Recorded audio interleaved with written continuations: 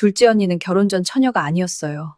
고등학교 때 임신해서 낙태했어요. 문란한 생활했어요. 인연이 미쳤네. 그래서 뭐? 니까짓 게 뭘 할 수 있는데? 해봐. 우리한텐 돈도 권력도 있어. 인연이 미쳤네. 해봐. 우리한텐 돈도 권력도 있어. 넌 평생 모를 거야. 민수한테 뭘 잘못했고 뭘 사과해야 하는지. 주제 파악해야 할 미친 새끼한테 용서를 구해야 할 만큼 네가 잘못한 걸 알긴 아는 거야? 준혁이가 갑자기 전화를 했다. 엄마, 나 지금 할아버지 집이야. 할아버지 집? 거기는 왜? 부모님은 지금 요양원에 계셨다. 아버지는 치매가 심해져서 어머니는 몸이 불편해서 옛날 집은 비어 있었다. 엄마가 옛날에 뭐 남겨놓은 거 없어? 창고에. 창고? 거기 오래된 짐들만 있을 텐데. 엄마, 나 지금 엄청난 거 찾았어. 준혁이의 목소리가 흥분되어 있었다. 뭐? 직접 보여줄게. 지금 가도 돼? 그래, 와. 1시간 후 준혁이가 식당으로 왔다. 손에 낡은 공책을 들고 있었다. 엄마 이거 봐. 공책을 펼쳤다. 표지에 1982년 일기라고 적혀 있었다. 이게 뭔데? 미숙이모 일기야. 나는 숨을 멈췄다. 미숙이 일기? 그게 왜 우리 집 창고에 있어? 모르겠어. 아마 미숙이모가 집 나갔을 때 두고 간 것 같아. 창고 구석에 있던 상자 안에서 찾았어. 준혁이가 일기장을 펼쳤다. 1982년 5월 날짜였다. 오늘 생리가 안 나왔다. 한 달째. 무섭다. 다음 페이지. 병원 갔다. 임신 사주래. 어떡하지? 엄마한테 들키면 죽는다. 나는 손이 떨리는 걸 느끼며 다음 장을 넘겼다. 집에서 도망쳤다. 친구 집에 숨었다. 엄마가 찾고 있대. 하지만 못 가. 이 배를. 이걸 어떻게 하지? 준혁이가 말했다. 엄마, 미숙이모가 고등학교 때 임신했었나 봐. 나는 일기장을 계속 읽었다. 6월 5일 돈을 모았다. 낙태 수술비. 친구들한테 빌리고 내 용돈 모은 거 다 합쳐서 30만 원. 병원 찾아봤다. 뒷골목에 있는 곳 무어가래. 하지만 갈 데가 없어. 6월 10일 수술했다. 너무 아팠다. 마취도 제대로 안 했는데 그냥 했어. 피가 너무 많이 나와서 무서웠다. 6월 15일 친구 집에서 일주일 더 쉬었다. 이제 집에 가야 해. 엄마한테 뭐라고 말하지? 학교 캠프 갔다 왔다고 해야겠다. 마지막 장을 펼쳤다. 절대 아무한테도 말 안 해. 이 일은 내가 무덤까지 가져갈 비밀이다. 나는 처녀야. 나는 깨끗해. 나는 아무 일도 없었어. 일기가 끝났다. 나는 일기장을 덮었다. 손이 떨렸다. 준혁아, 응, 엄마. 이거 진짜야? 진짜 같아. 미숙이모 글씨 맞아? 그리고 날짜도 정확하고. 준혁이가 핸드폰을 꺼냈다. 엄마, 나 검색해봤어. 1982년 5월에 미숙이모가 다니던 고등학교에서 캠프 간 기록이 있어. 정말로 학교 캠프 갔다고 거짓말한 거야. 나는 일기장을 다시 펼쳤다. 미숙이의 글씨가 또박또박 적혀 있었다. 나는 처녀야. 그 글자를 보며 생각했다. 미숙이는 박철수와 결혼할 때 처녀인 척 했구나. 엄마, 준혁이가 조심스럽게 말했다. 이거 쓸 수 있을까? 박철수가 미숙이모랑 결혼한 이유가 뭐였는지 알아? 형한테 들었는데 박철수는 처녀 아니면 절대 결혼 안 한다고 평생 떠벌리고 다녔대. 나는 고개를 끄덕였다. 그래, 나도 들었어. 미숙이가 결혼할 때 박철수 어머니가 산부인과 검진 받으라고 했었어. 진짜? 응, 미숙이가 울면서 전화했었어. 언니 나 어떡해. 시어머니가 산부인과 가래 그래서 내가 네가 처녀면 가면 되잖아. 라고 했더니 전화 끊더라. 그럼 미숙이모가 거짓말한 거네. 그랬겠지. 준혁이가 일기장을 가리켰다. 엄마 이거 복사해두자. 그래야겠다. 다음날 준혁이가 또 다른 것을 가지고 왔다. USB 메모리였다. 엄마 이거 봐. 뭔데? 희숙 이모 핸드폰 데이터야. 어떻게 구했어? 준혁이가 웃었다. 엄마, 나 전에 뭐 했는지 알지? 형님들 중에 그쪽 전문가 있어. 데이터 복구 전문. 그 사람이 희숙이 핸드폰을? 아니, 그건 아닌데 다 방법이 있어. 준혁이가 노트북을 펼쳤다. 화면에 문자 메시지 목록이 떠올랐다. 2022년 6월 15일 밤 11시 23분부터 새벽 4시 17분까지 87개의 문자 메시지. 수신자는 모두 달랐다. 박철수 시댁 식구들, 교회 집사들, 미숙이와 박철수 부부의 지인들. 나는 첫 번째 문자를 읽었다. 저는 박철수 처제 이희숙입니다. 제가 말씀드려야 할 것 같아서요. 둘째 언니 이미숙은 결혼 전에 처녀가 아니었어요. 다음 문자. 고등학교 때 임신해서 낙태했어요. 제가 직접 봤어요. 언니가 집에서 도망가서 한 달 만에 돌아왔을 때. 또 다른 문자. 언니는 어릴 때부터 문란했어요. 남자들 많이 만났어요. 근데 박철수 오빠한테는 처녀인 척했어요. 나는 계속 읽었다.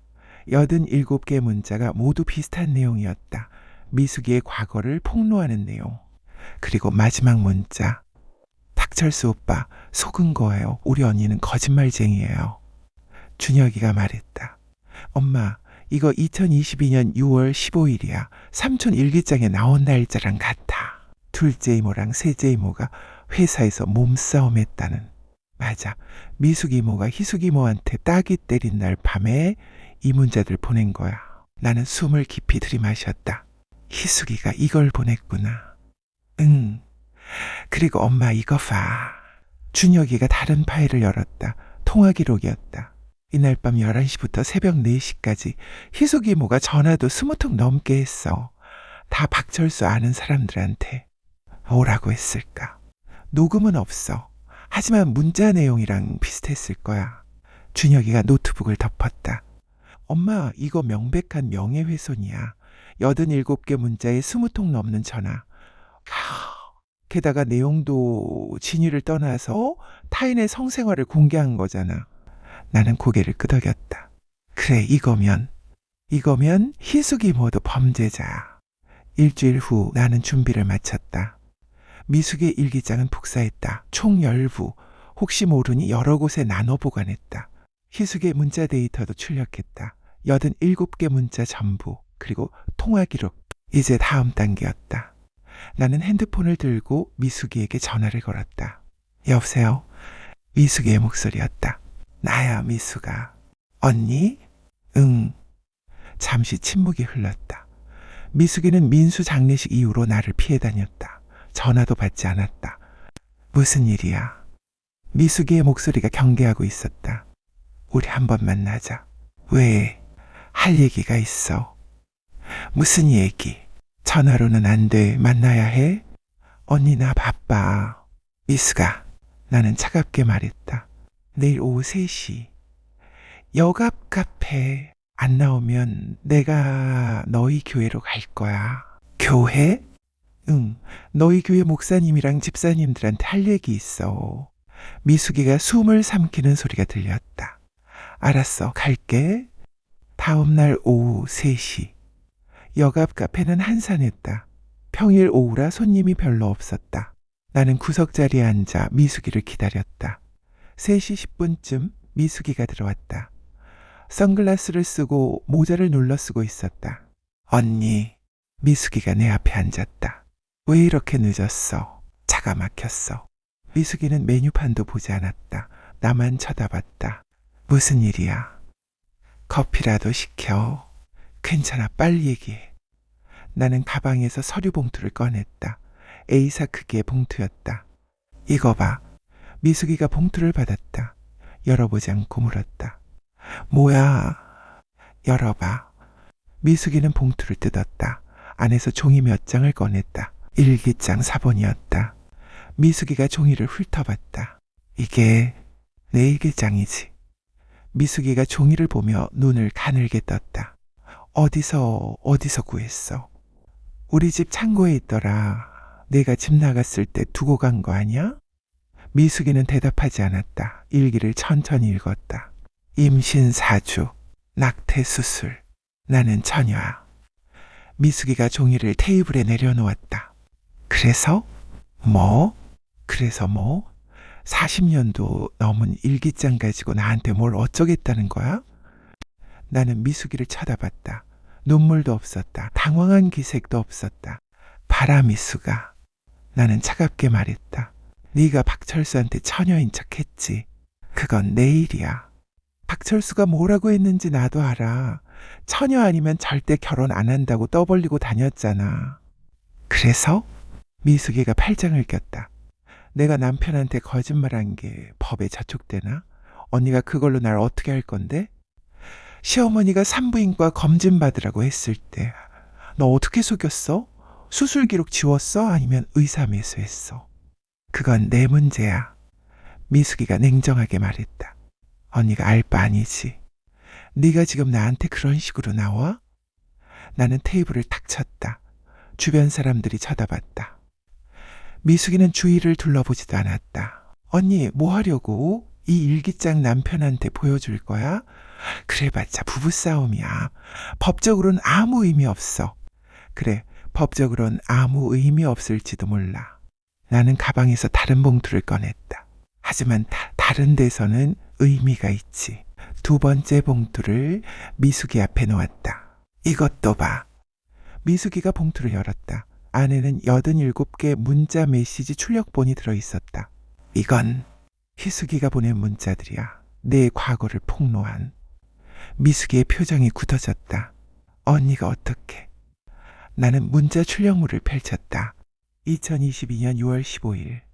너랑 희숙이가 회사에서 싸운 날 밤.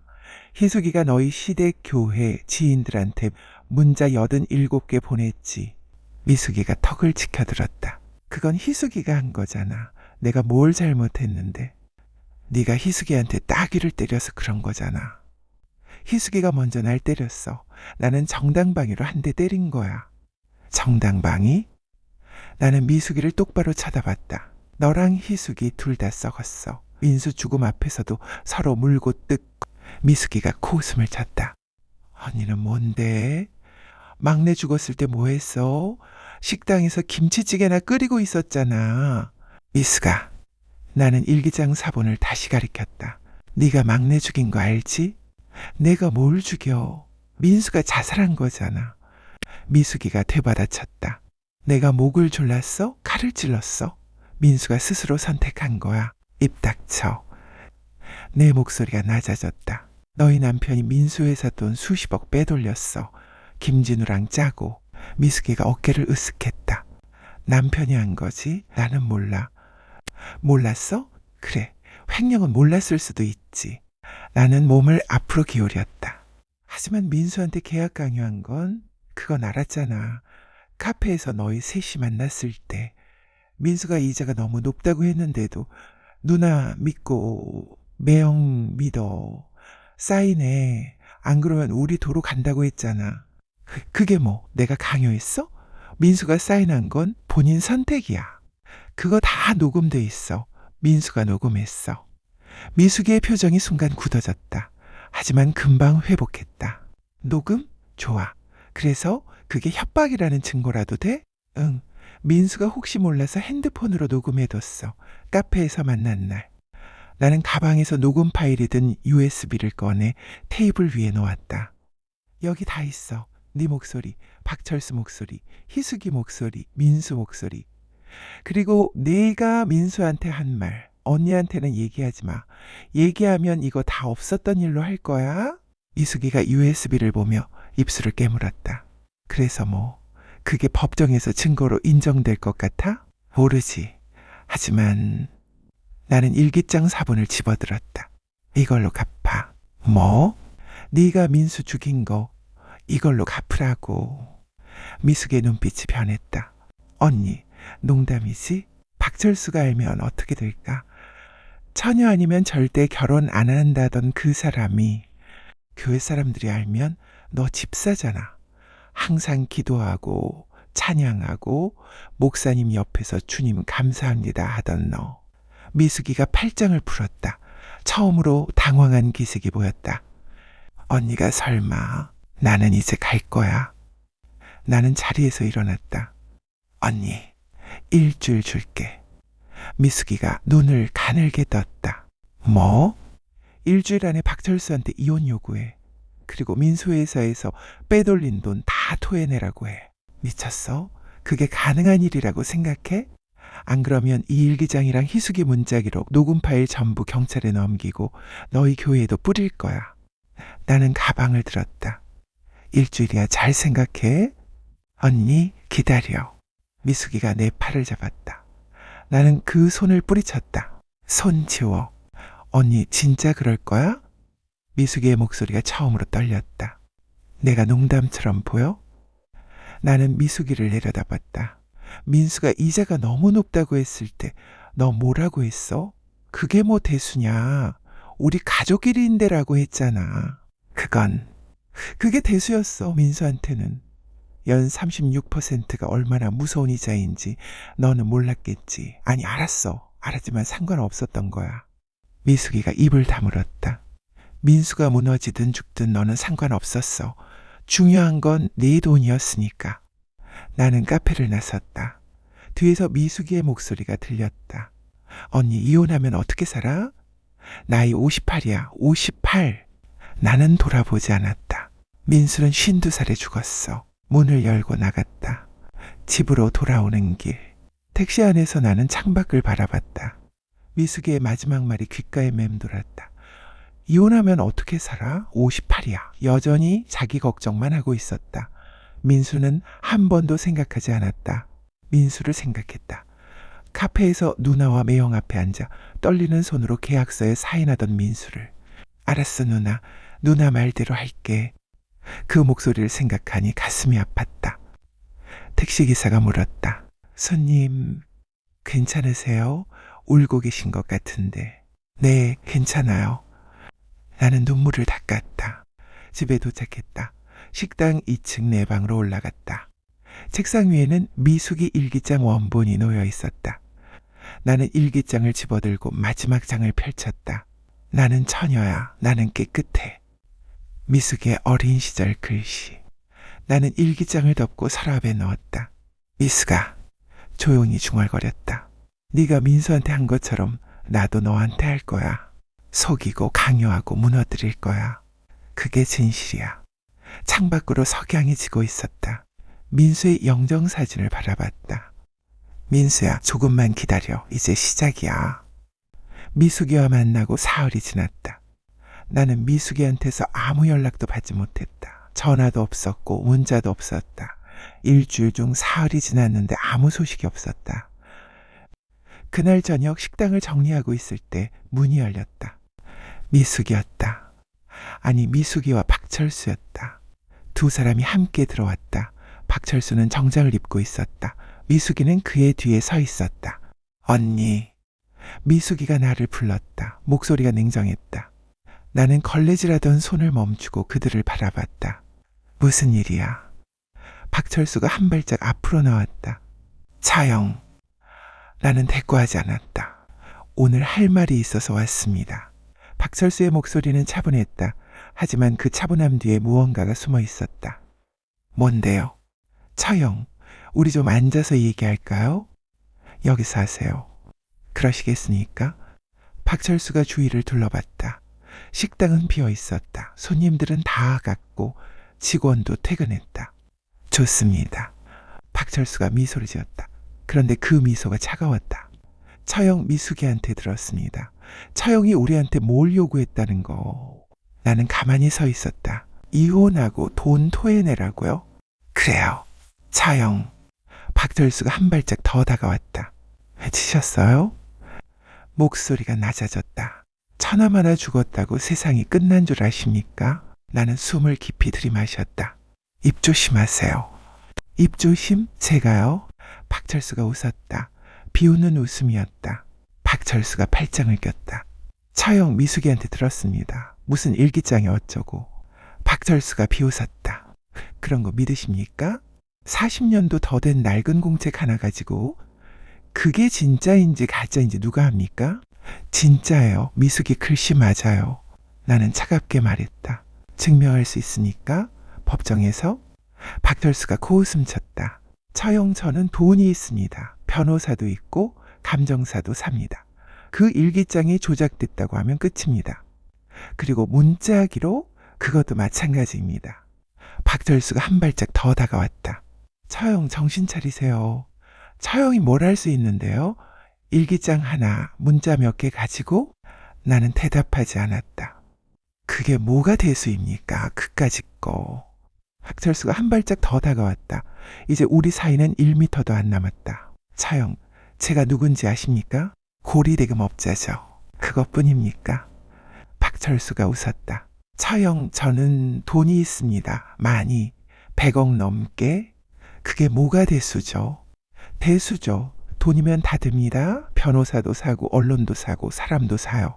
박철수가 몸을 앞으로 기울였다. 처형이 경찰에 신고하면 어떻게 될까요? 제 변호사들이 다 막습니다. 처형이 교회에 뿌리면 제가 목사님한테 헌금 얼마나 하는지 아십니까? 1년에 5천만 원입니다. 그리고 처형. 박철수의 목소리가 더 낮아졌다. 처형 아드님들 잘 크셨더라고요. 큰아드님은 정비업체 하시고 작은 아드님은 뭐 하시죠? 아, 유튜버? 심장이 철렁했다. 입 조심하세요. 왜요? 제가 뭐 잘못 말했으니까. 박철수가 미소 지었다. 악마의 미소였다. 차용 사업하면 힘든 일 많지 않습니까? 세무조사도 받을 수 있고 갑자기 고소당할 수도 있고. 협박하는 거예요? 협박이요? 아닙니다. 그냥 걱정되어서 하는 말이죠. 박철수가 뒤로 물러났다. 처형, 마지막으로 이 사람이 들을 말씀이 있다는군요. 박철수가 미숙이를 돌아봤다. 미숙이가 한 발짝 앞으로 나왔다. 인연이 미쳤네. 미숙이의 목소리가 차갑게 변했다. 그래서 뭐 니까지 것이 뭘 할 수 있는데? 해봐. 우리한테는 돈도 권력도 있어. 나는 미숙이를 차분하게 바라보며 아무 말도 하지 않았다. 박철수가 미숙이를 돌아봤다. 가자. 두 사람이 문을 향해 걸어갔다. 문을 열기 직전 박철수가 돌아봤다. 아, 그리고 처형. 차남 얘기는 그만하세요. 그 친구 원래 우울증이 있었지 않습니까? 그냥 불쌍하게 생각하고 넘어가시죠. 문이 닫혔다. 나는 그 자리에 서 있었다. 손이 떨렸다. 분노가 치솟았다. 하지만 나는 웃었다. 박철수, 네가 큰 실수를 했어. 그날 밤 나는 태준이와 준혁이를 불렀다. 박철수가 왔었어. 뭐라고 했어? 준혁이가 물었다. 나는 박철수가 한 말을 그대로 전했다. 니까지 것이 뭘 할 수 있는데 우리한테는 돈도 권력도 있어. 준혁이가 이를 갈았다. 이 개자식이. 준혁아, 나는 차분하게 말했다. 이제 시작이야. 무슨 말이야, 엄마? 박철수가 방심했어. 자기가 이겼다고 생각해? 나는 미소 지었다. 이럴 때 움직여야 해. 태준이가 고개를 끄덕였다. 엄마 말이 맞아. 박철수는 지금 자기가 안전하다고 생각해. 그래. 나는 노트를 펼쳤다. 태준아, 박철수 집안 조사 계속해. 알겠어. 준혁이가 한참 동안 말이 없다가 입을 열었다. 엄마, 나 형님들 만나볼까? 나는 준혁이를 쳐다봤다. 형님들? 응, 옛날에 같이 일하던 형님들. 박철수 수금책들 만나서 얘기 좀 들어볼 수 있을 것 같아.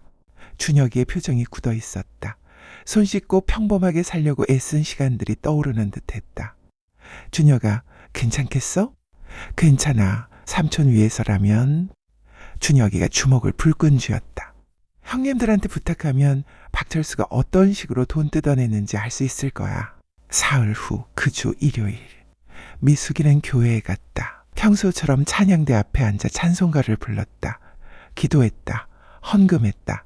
예배가 끝나고 미숙이가 강단 앞으로 걸어나갔다. 목사가 물었다. 집사님, 무슨 일이십니까? 목사님, 제가 고백할 게 있습니다. 미숙이가 무릎을 꿇었다. 교인들이 웅성거렸다. 이번 주에 제가 큰언니한테 더러운 말을 했습니다. 미숙이가 목소리를 떨게 만들었다. 화가 나서 그랬지만 잘못했습니다. 주님, 용서해 주세요.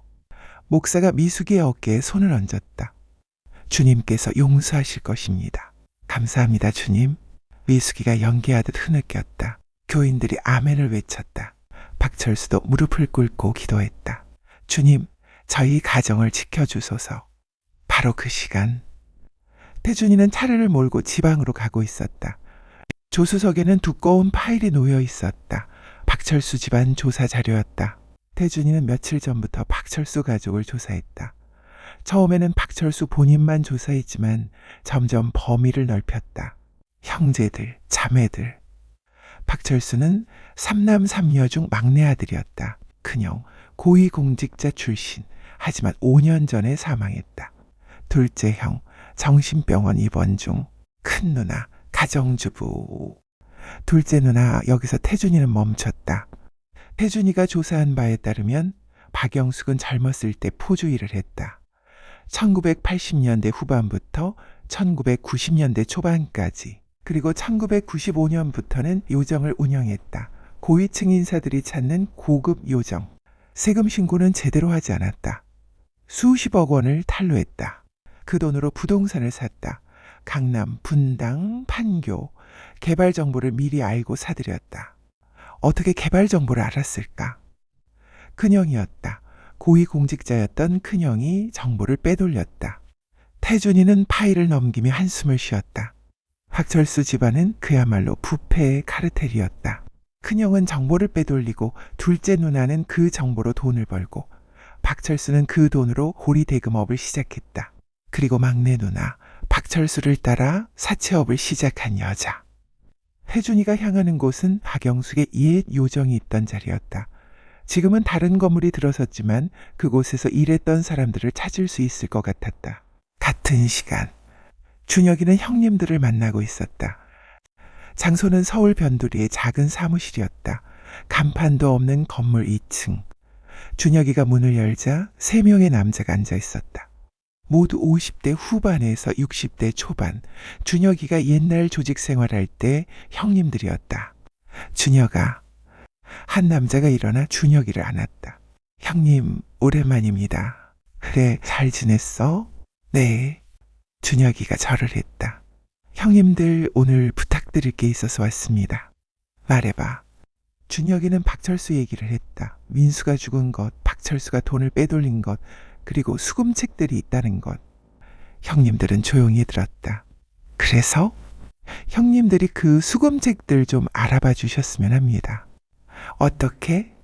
형님들 밑에 아는 애들 통해서 박철수가 어떤 식으로 돈 뜯어냈는지 알아봐 주시면 됩니다. 준혁이가 고개를 숙였다. 형님들 이름만 나가도 그 친구들 입이 열릴 겁니다.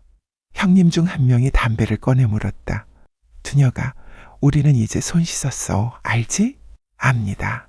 폭력은 안 돼. 폭력 안 하셔도 됩니다. 그냥 형님들 아시는 애들 보내서 말만 전하시면 돼요. 형님이 담배 연기를 내뿜었다. 삼촌이 너희를 키웠다고? 네. 몇 살 때?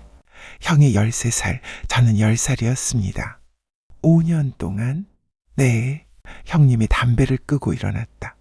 알았어. 해주지. 감사합니다, 형님. 근데 준혁아. 네. 우리 아는 애들 보내서 얘기하고 나면 그 수금책들이 뭘 말하든 우리는 몰라. 알았지? 준혁이가 고개를 끄덕였다. 알겠습니다. 형님들 이름만 전해주시면 됩니다. 일주일이 지났다. 혜준이가 돌아왔다. 엄마 찾았어. 뭘? 박영숙 요정에서 일했던 사람들, 그리고 장부. 태준이가 가방에서 낡은 장부를 꺼냈다. 이게 뭐야? 박영숙이 운영하던 요정 장부예요. 1995년부터 2005년까지. 나는 장부를 펼쳤다. 빼곡하게 숫자들이 적혀 있었다. 이거 진짜야?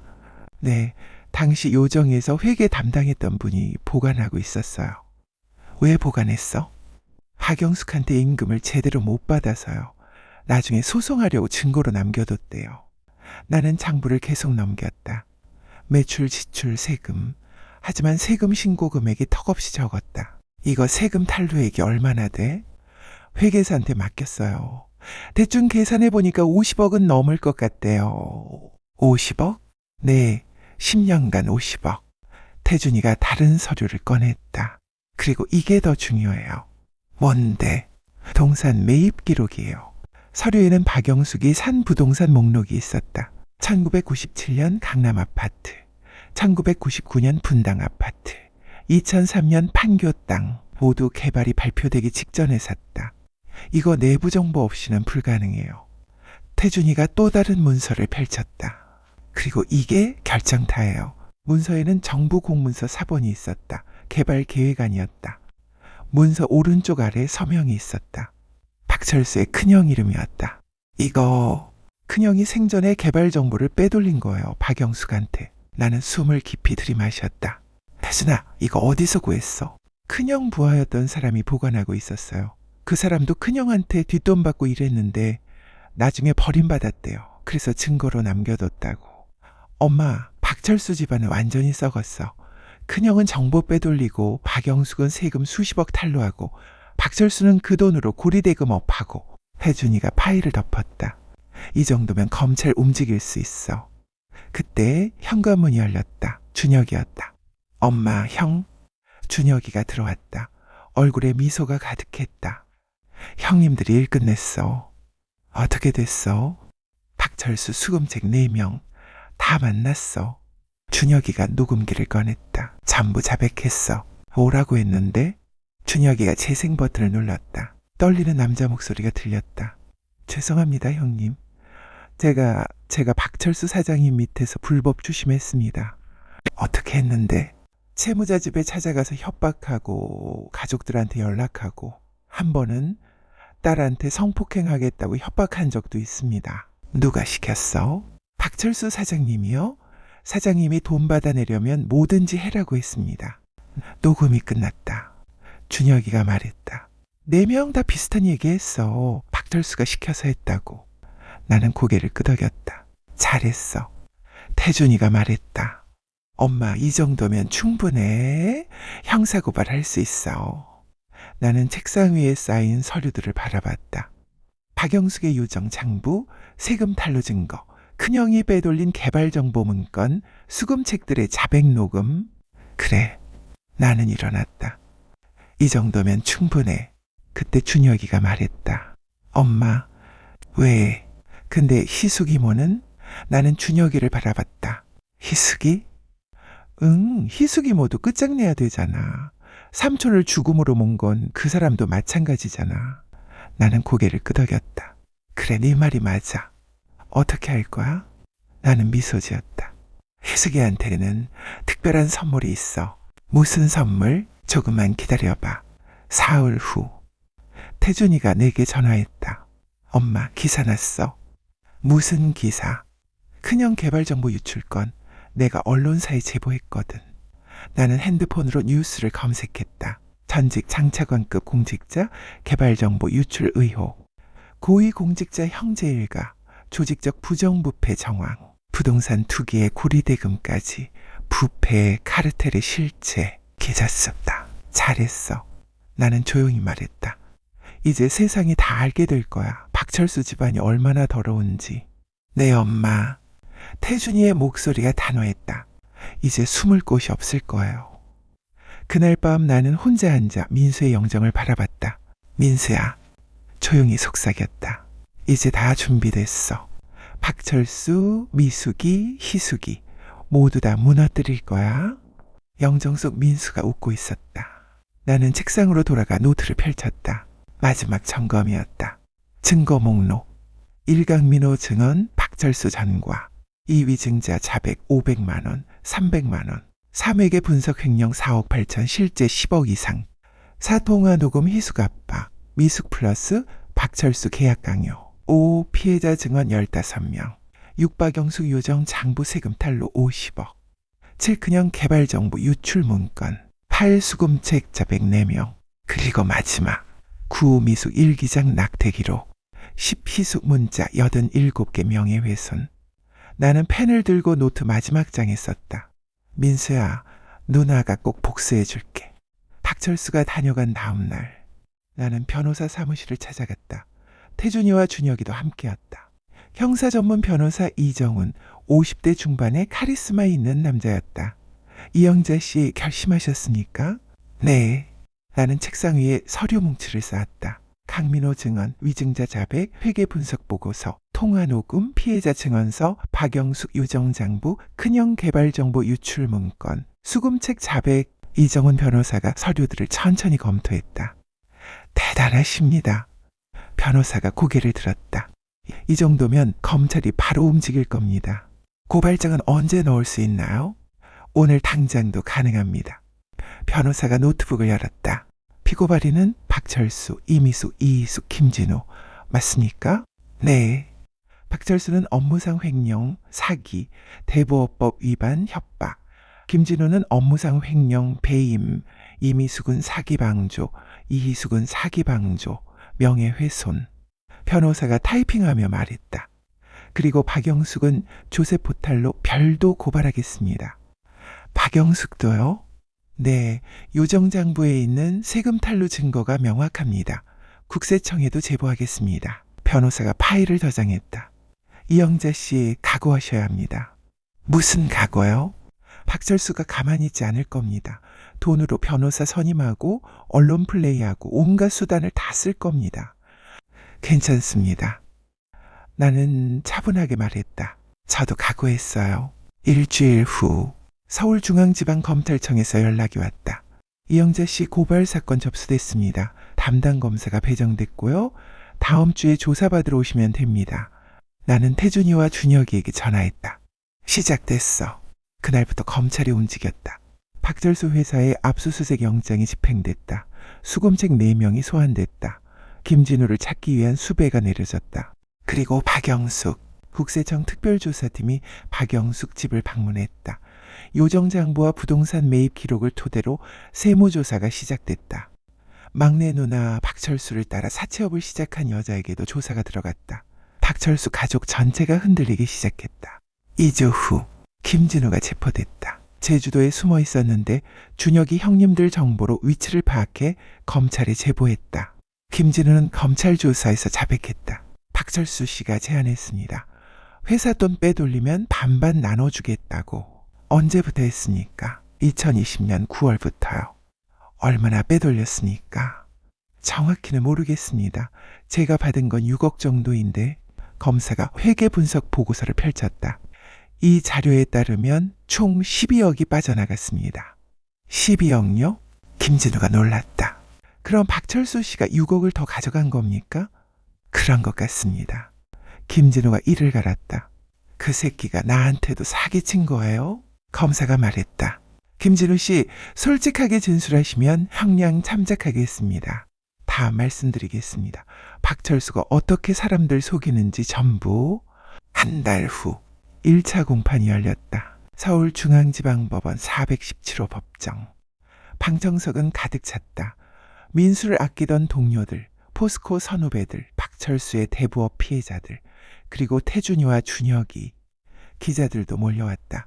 단순한 횡령 사건이 아니었다. 박철수의 큰형은 전직 장차관급 고위공직자였다. 그가 개발 정보를 유출해 박철수에게 넘긴 문건이 언론에 흘러나갔고 전국이 떠들썩했다. 전직 장차관 일가, 조직적 부정부패 의혹, 고위공직자 형제, 개발 정보 유출에 수십억 챙겨 연일 기사가 쏟아졌다.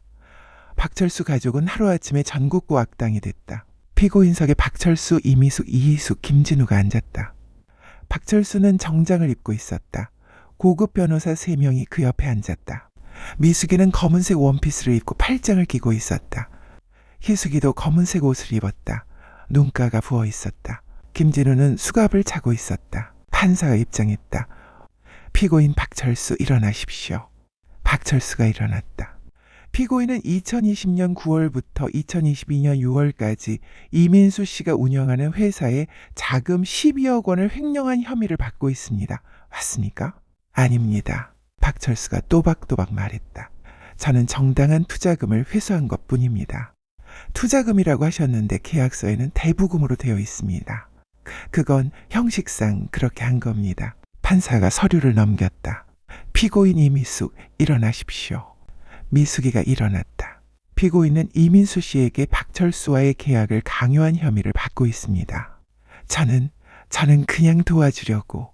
미숙이가 턱을 치켜들었다. 판사님, 저는 동생을 도와주려고 한 겁니다. 녹음 기록이 있습니다. 재생하겠습니다. 법정에 미숙이의 목소리가 울려 퍼졌다. 민수야, 누나 믿고 매형 믿어. 그나 이자가 너무 그게 뭐 대수야. 미숙이가 입술을 깨물었다. 녹음이 계속됐다. 사인해. 안 그러면 우리 도로 간다. 방청석에서 한숨 소리가 들렸다. 피고인 이희숙 일어나십시오. 희숙이가 일어났다. 얼굴이 창백했다.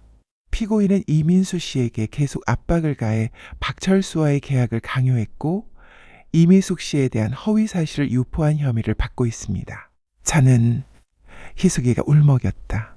저는 제 돈 받으려고 한 것뿐이에요. 판사가 서류를 들었다. 피고인은 2022년 6월 15일 87개의 문자 메시지를 발송했습니다. 내용을 보겠습니다. 법정 스크린에 문자가 떴다. 둘째 언니는 결혼 전에 처녀가 아니었어요. 고등학교 때 임신해서 낙태했어요. 방청석이 웅성거렸다. 희숙이가 주저앉았다. 간사님, 그건 언니가 저를 때려서. 명예훼손은 폭행과 별개입니다. 판사가 차갑게 말했다. 공판이 진행되는 동안 증인들이 차례로 나왔다. 첫 번째 증인은 강민호였다. 휠체어를 타고 법정에 들어왔다. 광주에서 처음 만났을 때보다 더 수척해진 얼굴. 증인 박철수와는 어떤 관계입니까? 전처 남동생입니다. 박철수가 증인 가족에게 무슨 일을 했으니까? 강민호가 박철수를 똑바로 쳐다봤다. 저를 사기죄로 고소했습니다. 거짓 증인들을 매수해서. 그 결과는 어떻게 됐습니까? 형사는 무혐의로 끝났습니다. 하지만 민사소송에서 졌어요. 위증자들이 거짓 증언을 해서 법원이 박철수 손을 들어줬죠. 강민호의 목소리가 떨렸다. 그 과정에서 아버지가 돌아가셨고 법원 판결로 저희 집안 재산 30억 중 25억을 빼앗겼습니다. 방청석에서 탄식이 흘러나왔다. 박철수의 변호사가 일어났다. 이의 있습니다. 이것은 20년 넘게 전 일이고 이번 사건과 무관합니다. 관련이 있습니다. 검사가 말했다. 피고인 박철수의 범행 수법이 동일하다는 것을 증명하기 위한 증언입니다. 판사가 고개를 끄덕였다. 증언을 계속하십시오. 두 번째 증인은 위증자였다. 1999년 박철수에게 돈을 받고 법정에서 거짓 증언을 한 남자. 박철수 씨에게 얼마를 받았습니까? 500만 원입니다. 무엇을 증언하라고 했습니까? 강민호 씨가 회사 돈을 횡령했다고 거짓 증언하라고 했습니다. 실제로는 그런 일이 없었습니까? 네, 저는 강민호 씨를 잘 알지도 못합니다. 세 번째 증인은 대부업 피해자 최경이었다. 박철수 씨에게 돈을 빌렸습니까? 네. 얼마를 빌렸고 얼마를 갚았습니까? 5천만 원 빌렸고 1억 2천만 원 갚았습니다. 이자가 연 36%였습니까? 처음에는 24%라고 했는데 계약서에는 36%로 되어 있었습니다. 검사가 물었다. 박철수 씨가 협박한 적이 있습니까? 네. 최경의 목소리가 떨렸다. 제 딸한테 전화해서 이상한 제안을 했습니다. 어떤 제안입니까? 몸으로 갚으라고. 방청석이 술렁였다. 박철수가 벌떡 일어났다. 거짓말입니다. 저는 그런 말 한 적 없습니다. 피고인 앉으십시오. 판사가 경고했다. 네 번째 증인은 수금책이었다. 박철수 밑에서 일했던 남자. 피고인의 지시를 받았습니까? 네. 어떤 지시를 받았습니까? 돈을 받아내기 위해서는 수단과 방법을 가리지 말라고 했습니다. 구체적으로 무엇을 했습니까? 수금책이 고개를 숙였다. 채무자 집에 찾아가서 소리 지르고 가족들한테 연락하고 때로는 위협도 했습니다. 어떤 위협입니까? 딸이나 아내를 건드리겠다고. 방청석에서 분노의 목소리가 터져나왔다.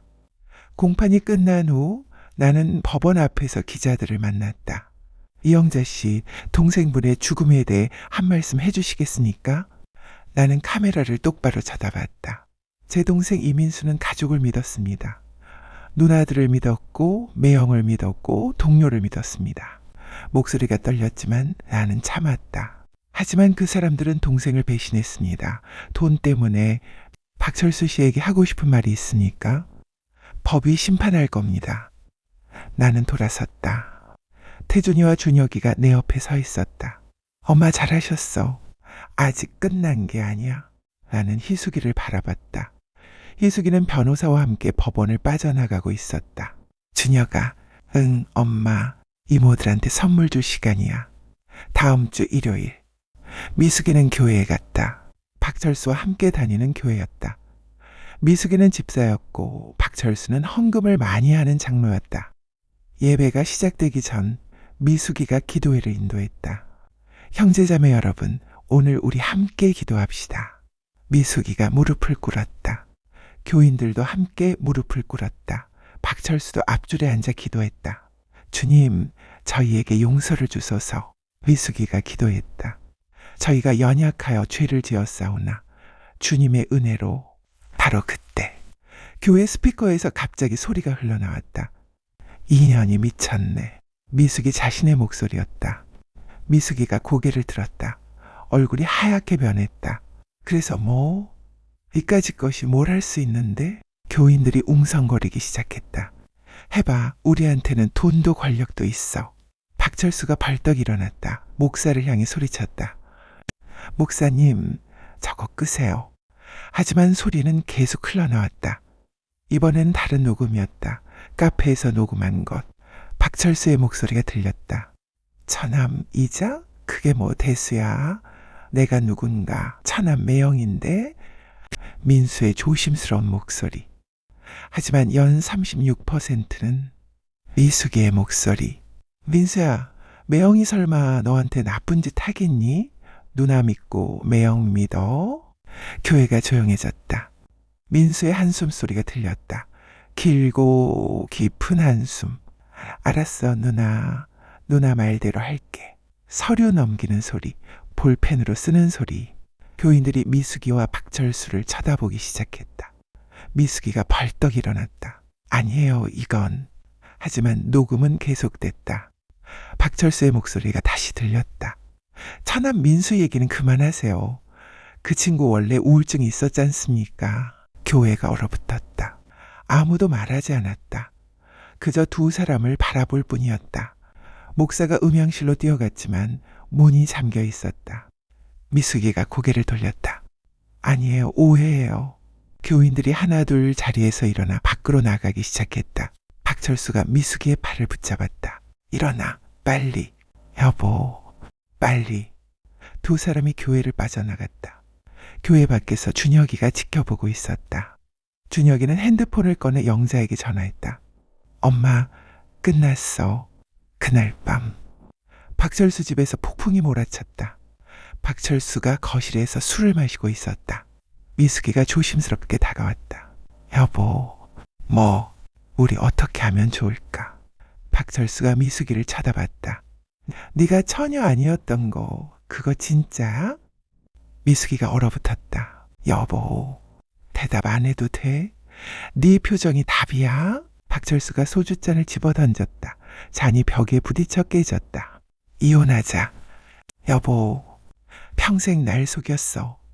처녀인 줄 알고 결혼했는데. 여보, 그건 오래전 일이야. 지금 중요한 건. 입 닥쳐. 박철수가 일어났다. 내 여동생도 썩었어. 너도 마찬가지고. 박철수가 현관문을 열고 나갔다. 미숙이가 텅 빈 거실에 홀로 서 있었다. 같은 날 오후 정우석은 회사 책상에 앉아 있었다. 비서가 노크하고 들어왔다. 대표님, 우편물입니다. 책상에 놔둬. 비서가 나가고 정우석은 서류를 보다가 우편물을 집어들었다. 발신이 넘는 갈색 봉투. 뭐지? 봉투를 뜯었다. 안에는 사진들과 문서가 들어있었다. 호텔 CCTV 사진, 희숙과 낯선 남자, 통화 기록, 수십 통의 전화. 정우석의 손이 떨렸다. 이게 사진을 하나씩 넘겼다. 호텔 주차장에서 나란히 걷는 희숙과 남자, 로비에서 가까이 서 있는 두 사람. 통화 기록에는 메모가 붙어 있었다. 2021년 1월에서 6월 희숙 강민석 변호사 호텔 체크인 8회 새벽 2시 통화 1시간 이상. 봉투 안에 쪽지가 하나 더 있었다. 민수는 알고 있었습니다. 정우석의 얼굴이 창백해졌다. 그는 사진들을 책상 서랍에 넣고 문을 잠갔다. 손이 떨렸다. 그날 밤 희숙이는 집에서 남편을 기다리고 있었다. 법정에서 87개 문자 내용이 공개된 후 정우석은 희숙이를 다시 보지 않았다. 현관문이 열렸다. 정우석이 들어왔다. 당신이 그런 사람이었어? 정우석이 소리쳤다. 처남을 그렇게 압박했어? 돈 때문에? 정우석이 봉투를 희숙이 앞에 던졌다. 사진들이 쏟아졌다. 그리고 이건 뭐야? 희숙이가 사진을 보고 얼어붙었다. 이게 어떻게? 강민석? 그 변호사랑 처남 뒤통수 친 거야? 아니야, 그건 87개 문자로 처형 과거 퍼뜨리고 변호사랑 바람 피우고. 당신 진짜 대단하다. 네가 그런 말할 자격 있는 놈이야? 희숙이가 맞받아쳤다. 너도 같이 압박했잖아. 우리가 민수 만났을 때 옆에서 뭐라고 했어? 처남 이자 힘든 건 알겠는데 우리도 그 돈 없으면 힘드니까 처남 마음대로 하려면 우리 돈 주고 그렇게 해. 그게 네 한 말이잖아. 그래, 내가 그랬어. 네가 먼저 시켜서. 정우석이 소리쳤다. 이 비겁한 새끼가 지금 나한테 다 뒤집어 씌울 거야? 희숙이가 소리쳤다. 뒤집어 씌워? 사실이잖아. 바람핀 건 어떻게 설명할 거야? 정우석이 사진을 집어 던졌다. 사진이 희숙 얼굴에 맞았다. 아, 그게 사실이야? 아니야? 내가 왜 그랬는지 알아? 네가 집에 하나도 안 들어왔잖아. 맨날 회사. 희숙이가 소리쳤다. 그래서 바람 피워도 된다고? 그것도 처남회사 망하게 만든 변호사랑? 정우석이 거실 탁자를 발로 찼다. 탁자가 넘어지며 유리컵들이 깨졌다. 당신 진짜 쓰레기야. 너도 바람 피울 뻔했잖아. 작년에 그 여자 누구야? 희숙이가 소리쳤다. 비서 아니야? 너도 똑같잖아. 정우석이 희숙에게 다가가 멱살을 잡았다. 나는 안 했어. 하지 않았다고. 손 놔. 희숙이가 정우석 팔을 밀쳤다. 정우석이 희숙을 밀쳤다. 희숙이 소파에 넘어졌다. 이혼하자. 정우석이 차갑게 말했다. 나도 이런 말할 자격은 없는 놈이지만 넌 진짜 나쁜 년이야. 정우석이 희숙을 내려다봤다. 너 같은 걸 누나로 안 둔 게 진짜 천만다행이야. 뭐? 민수는 불쌍했겠다. 너 같은 누나 셋이나 두고. 정우석이 비웃었다. 아, 큰처형은 빼야 되나? 정우석이 방으로 들어가 문을 쾅 닫았다. 희숙이가 소파에서 일어나지 못하고 울었다. 바닥에 흩어진 사진들을 보며. 호텔 주차장 강민석과 나란히 걷는 자신의 모습. 같은 시각 박영숙에게 세무조사 결과가 나왔다. 탈루 세금 52억 원. 가산세까지 합치면 80억이 넘었다. 박영숙의 부동산이 전부 압류됐다. 막내 누나도 사채업으로 불법 추심을 했다는 혐의로 조사받고 있었다. 박철수 집안 전체가 무너지고 있었다. 다음 날 나는 준혁이한테서 전화를 받았다. 엄마, 희숙이 모 남편이 이혼 요구했대. 그래? 응. 그리고 박철수도 미숙이 모한테 이혼하자고 했대. 나는 창밖을 바라봤다. 민수야, 조용히 속삭였다. 보고 있지? 누나가 하나씩 갚아가고 있어. 태준이가 들어왔다. 엄마, 다음 공판 날짜 잡혔어.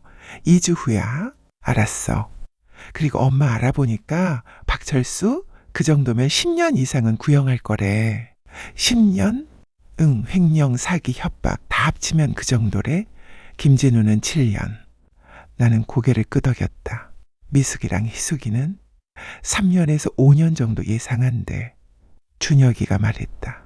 엄마, 우리 이겼어. 나는 영정사진을 바라봤다. 아니야, 아직 끝난 게 아니야. 엄마, 마지막 공판이 남았어. 그때까지는 방심하면 안 돼. 하지만 나는 알고 있었다.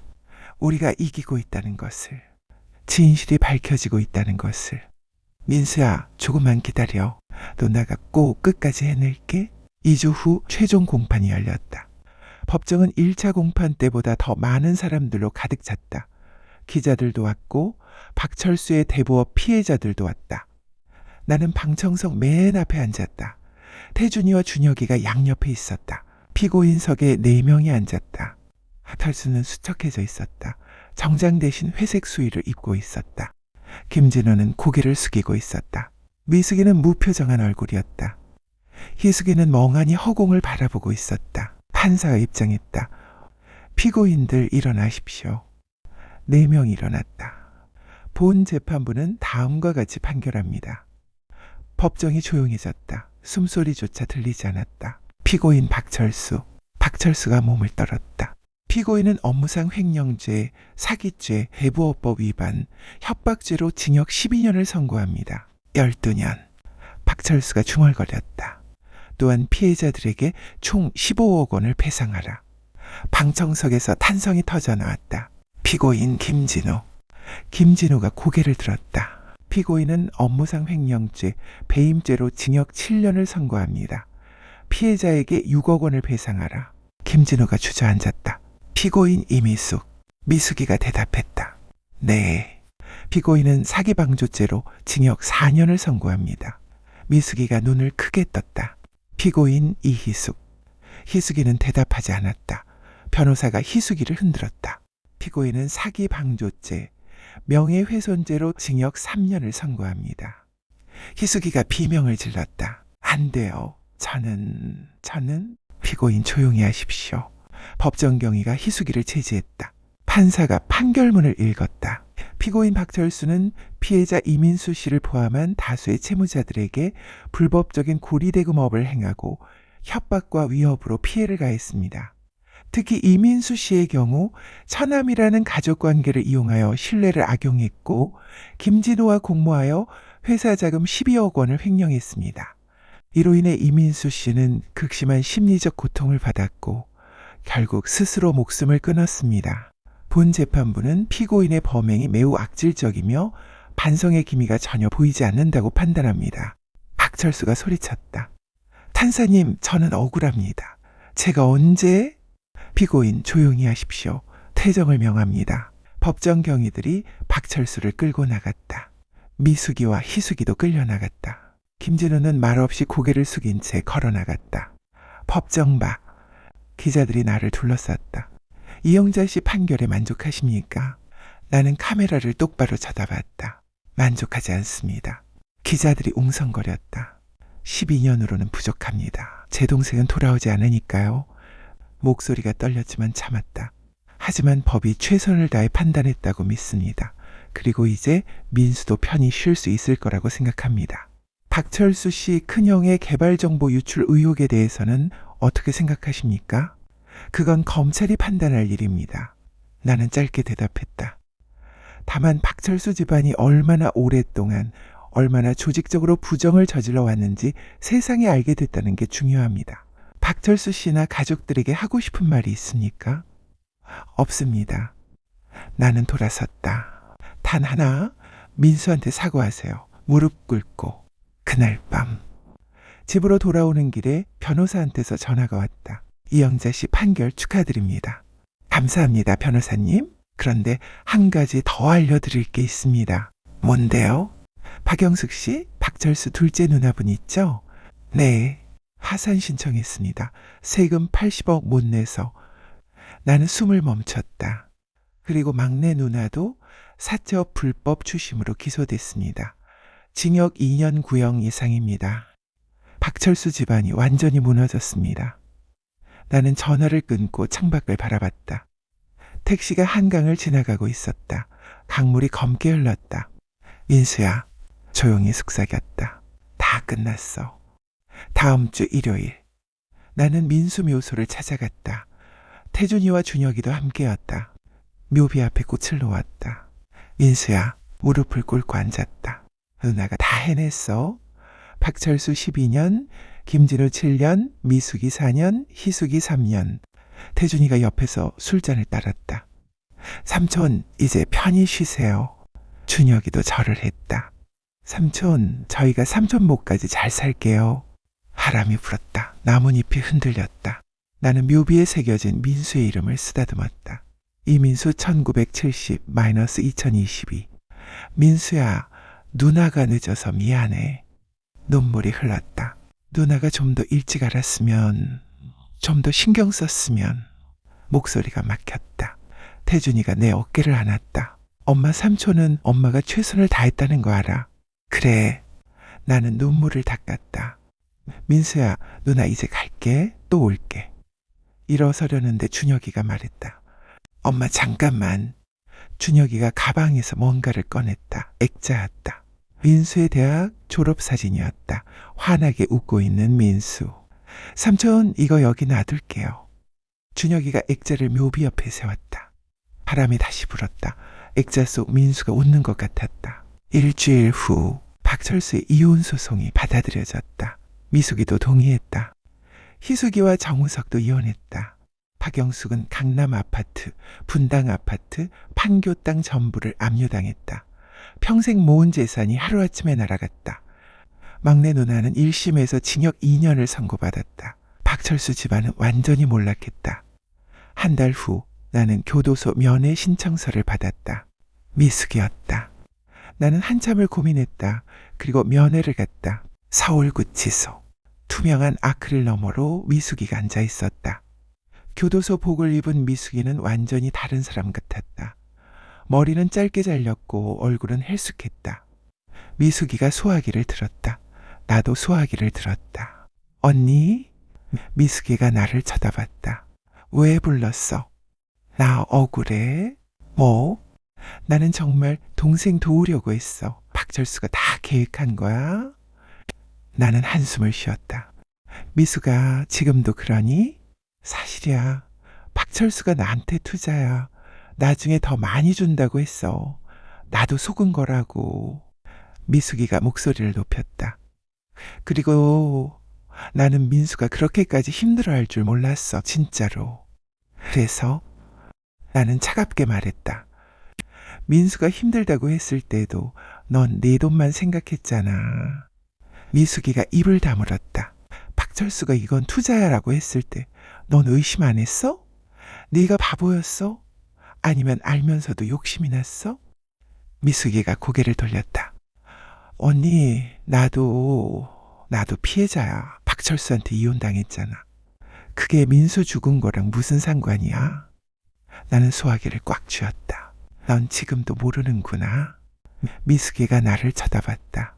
언니, 나 여기서 4년 살고 나오면 그때는 언니가 날 좀 도와줄 수 있어? 나는 미숙이를 똑바로 쳐다봤다. 도와달라고? 응, 나 나이도 있고 전과자고 어디 갈 데도 없어. 미숙아, 나는 차갑게 말했다. 넌 민수가 돈 빌려달라고 했을 때 뭐라고 했어? 우리가 도와줄게. 가족이잖아라고 했지. 그리고 뭐 했어?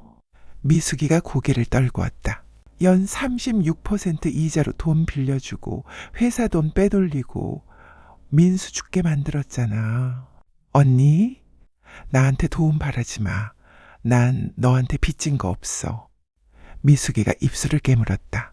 나오면 뭐 할 건데? 모르겠어. 민수한테는? 그것도 모르겠어. 그래. 나는 냉정하게 말했다. 평생 모르겠지. 넌 민수한테 뭐라고 사과해야 할지 죽을 때까지 모를 거야. 미숙이가 얼굴을 두 손으로 감쌌다. 면회 시간이 끝났다. 교도관이 미숙이를 데리러 왔다. 미숙이가 일어서며 떨리는 목소리로 말했다. 언니, 나 진짜 잘못했어. 나는 수화기를 내려놓았다. 그리고 미숙이를 마지막으로 한번 쳐다본 뒤 아무 말 없이 돌아섰다.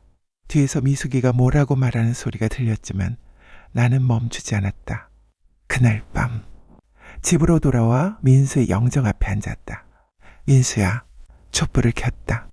미숙이 봤어. 여전히 자기밖에 몰라.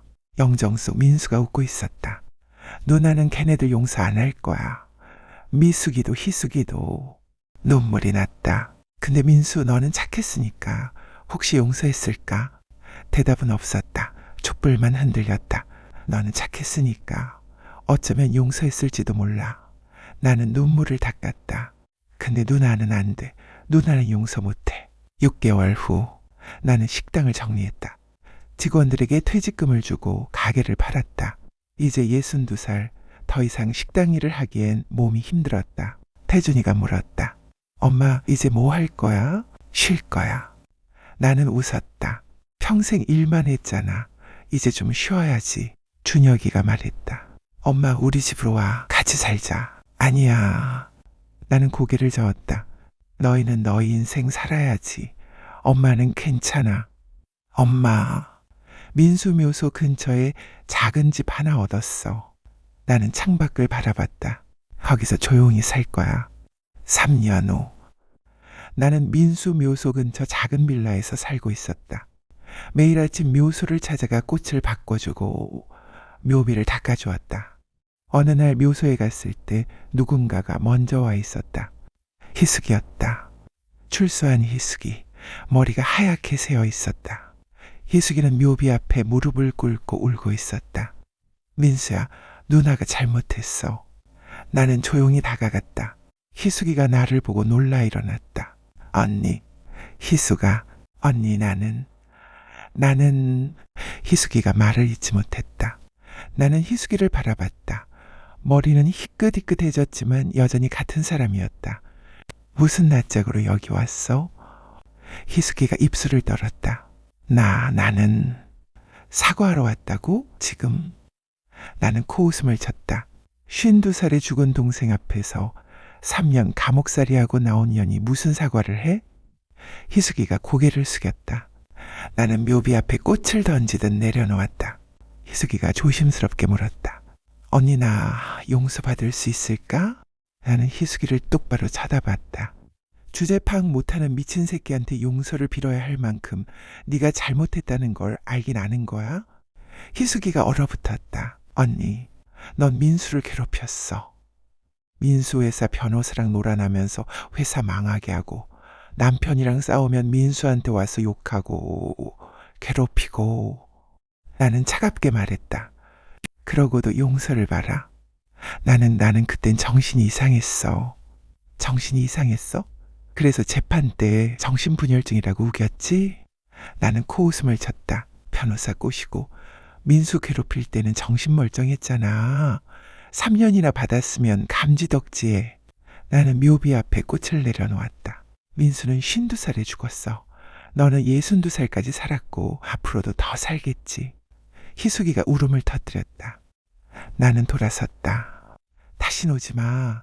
넌 민수 앞에 설 자격도 없어. 언니, 넌 민수 인생을 지옥으로 만든 놈 중 하나야. 그걸 잊지 마. 나는 뒤돌아보지 않고 걸어 내려왔다. 뒤에서 희숙이가 우는 소리가 들렸다. 하지만 나는 멈추지 않았다. 2년 후. 민수가 죽은 지 6년이 됐다. 나는 여전히 묘소 근처에 살고 있었다. 태준이와 준혁이는 자주 찾아왔다. 오늘은 태준이가 재혼한 아내와 딸을 데리고 왔다. 할머니, 아이가 달려와 안겼다. 우리 예쁜이. 나는 아이를 안아 올렸다. 할아버지한테 인사드려. 안녕하세요, 할아버지. 아이가 묘비를 향해 인사했다. 태준이가 말했다. 엄마 삼촌도 기뻐하실 거야. 태준이 옆에서 새 며느리가 수줍게 웃었다. 그래. 나는 웃었다. 민수가 보면 좋아했을 거야. 준혁이가 술을 따랐다. 삼촌, 저희 잘 지내고 있어요. 형도 재혼했고 사업도 잘 되고 저도 유튜브 구독자 100만 됐어요. 바람이 불었다. 나는 하늘을 올려다봤다. 구름 사이로 햇살이 비쳤다. 민수야, 조용히 속삭였다. 누나 이제 괜찮아. 너도 괜찮지? 대답은 없었다. 하지만 괜찮았다. 바람이 따뜻했다. 그날 밤 집으로 돌아와 책상 앞에 앉았다. 민수의 사진을 꺼내 들었다. 대학 졸업사진, 환하게 웃는 민수. 민수야, 사진을 쓰다듬었다. 누나가 너를 지켜주지 못해서 미안해. 눈물이 흘렀다. 하지만 누나가 할 수 있는 건 다 했어. 사진을 가슴에 안았다. 진실은 결국 밝혀진다는 걸 알았어. 늦었지만, 아주 늦었지만, 그래도 이겼어. 나는 사진을 액자에 넣어 책상 위에 세웠다. 그리고 노트를 펼쳤다. 몇 년 전 정리했던 증거 목록에 적힌 노트. 나는 펜을 들었다. 그 밑에 한 줄을 추가했다. 왜요? 민수야, 편히 쉬어. 사랑해. 노트를 덮었다. 유튜브에서 노래를 틀었다. 한영의 여울목. 민수가 유독 좋아하던 노래였다. 노랫소리가 방 안을 채웠다. 민수야, 잘 자. 촛불을 껐다. 방이 어두워졌다. 하지만 괜찮았다. 이제 정말로 끝이었다. 민수를 위한 싸움, 진실을 위한 싸움. 모두 끝났다. 노래가 계속 흘렀다.